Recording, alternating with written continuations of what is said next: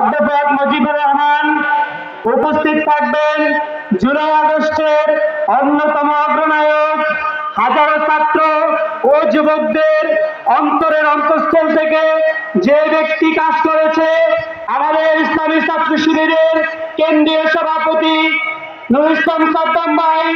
উপস্থিত থাকবেন জগন্নাথ বিশ্ববিদ্যালয়ের বিপি রিয়াজুল ইসলাম সহ বিভিন্ন অতিথিবৃন্দ। আজকের এই প্রোগ্রামে যারা এখানে উপস্থিত হয়েছেন, আমরা এমন একটি দেশের স্বপ্ন দেখি যে স্বপ্ন বাস্তবায়নের জন্য 1977 সালের 6 ফেব্রুয়ারি থেকে ঢাকা বিশ্ববিদ্যালয়ের কেন্দ্রীয় জামি মসজিদ থেকে ইসলামী ছাত্র শিবির প্রতিষ্ঠা লাভ করেছিল। সেই প্রতিষ্ঠা লাভের এই পর্যন্ত সময় অতিক্রম হয়েছে। আমরা যে 54 সালে বাংলাদেশ স্বাধীন করেছি, সেই স্বাধীনতার স্বাদ যে এখনো বাংলাদেশের মানুষ পাচ্ছে না। এই স্বাধীনতার স্বাদ উপভোগ করার জন্য হাজারো মা বোন এবং ভাইয়েরা জীবন দিয়েছে। আমরা আশা করি আগামী 12 তারিখ এমন একটি স্বপ্ন বাস্তবায়ন হবে ইনশাআল্লাহ। সেই স্বপ্ন বাস্তবায়নের জন্য ভোলা জেলার প্রতিটি মানুষকে আহ্বান করব, কাঁধে কাঁধ মিলিয়ে হাতে হাত রেখে আমরা আজকে শপথ গ্রহণ করব।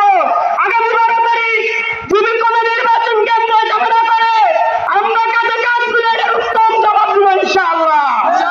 এক্ষেত্রে ছাত্র শিবির সহ সকল ছাত্র সমাজকে একতাবদ্ধ হয়ে আগামী 12 তারিখ নির্বাচনকে সুন্দর এবং সুশৃঙ্খলভাবে বাস্তবায়নের জন্য উদাত্ত আহ্বান জানাচ্ছি।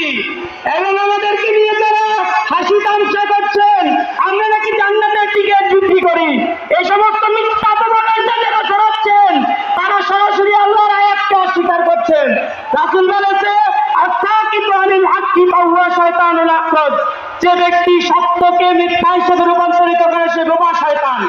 আমরা কখনো জান্নাতের টিকিট বিক্রি করি এমন কথা কোনো মিটিং এ কেউ বলে নাই, কিন্তু এটা